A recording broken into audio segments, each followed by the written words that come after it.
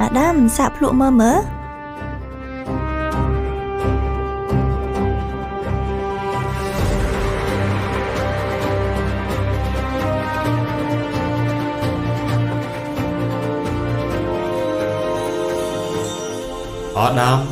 អដាម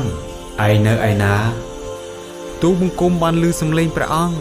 ហើយទូបង្គំភ័យព្រោះទូបង្គំនៅអាក្រាត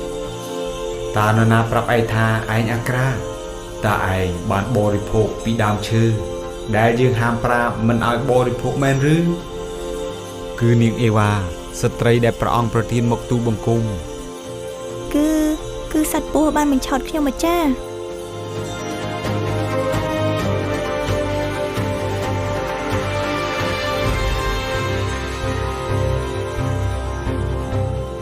អ្នករាល់គ្នាមិនបានស្ដាប់បង្គាប់យើងទេ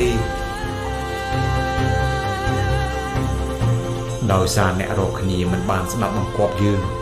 នោះជីវិតនឹងមិនដូចមុនទៀតឡើយ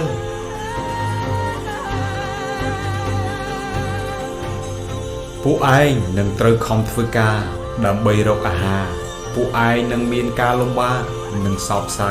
ប៉ុន្តែយើងនឹងនៅតែថែរក្សាពួកឯង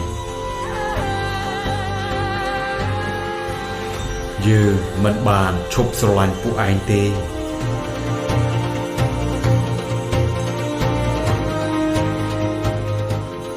អ្នករាល់គ្នា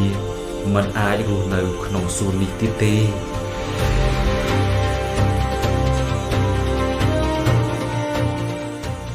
សូម្បីតែមនុស្សមិនស្ដាប់បង្គាប់ព្រះអង្គ